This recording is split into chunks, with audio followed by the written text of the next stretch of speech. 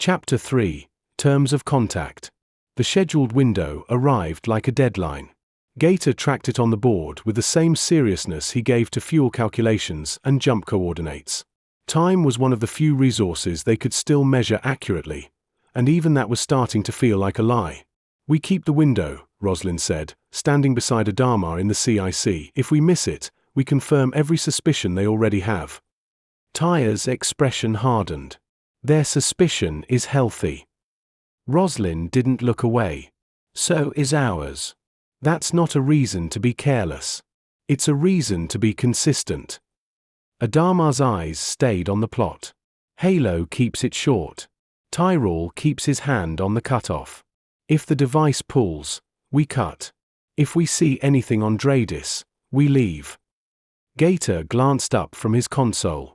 "We'll record everything and compare it to the previous contacts. If anything shifts in a way that does not make sense, we flag it." Adama gave the nod. Launch. On the dead moon, the chamber was silent except for the low hum of readiness. Halo checked the signal amplifier, double-checked the recorder, and nodded to Tyrell. "Governor stable," Tyrell said. "Limiter engaged. If it pulls hard, we shut it down." Halo exhaled. "Here we go." He keyed the MIC Galactica, Raptor 312.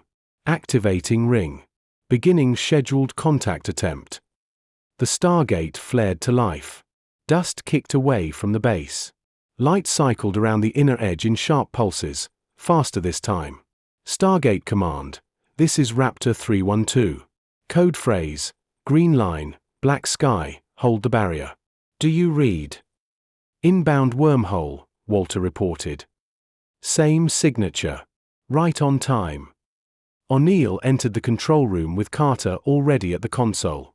"Iris closed," Carter confirmed. The gate roared, then calmed. The field shimmered and stabilized. Carter keyed the Emisiraptor 312. Code phrase verified. "We read you. Connection is stable." O'Neill leaned forward.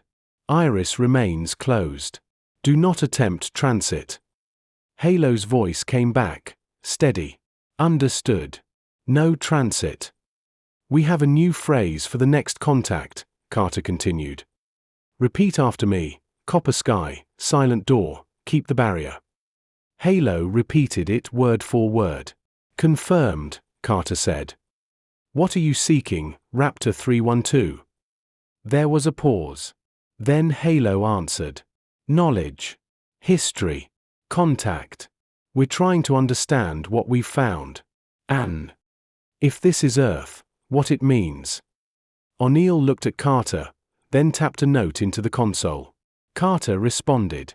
"This is Stargate Command, a planetary defense and exploration facility operating under Earth authority. Our existence is not public.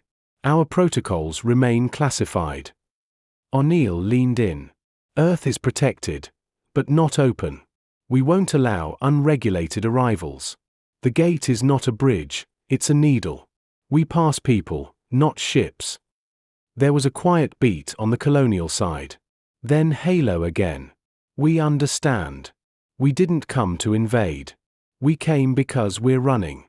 We're survivors of a civilization destroyed by an enemy that looks like us, thinks like us, pretends to be us." There was silence on the SGC side. TLC, listening behind Carter, finally said, "Infiltration. Mimicry. A familiar tactic. This matches Goa'uld strategy, though not their terminology." Carter kept her voice calm. "Can you name your enemy?" Halo answered without hesitation. "Silence." Daniel leaned in at the word. "Not in our records." "What are they?" "They were machines," Halo said. "We built them. They rebelled. Then they evolved. Some of them look human now. Perfectly. You can't tell from the outside." There was a short silence. Then O'Neill asked flatly, "Are they with you?"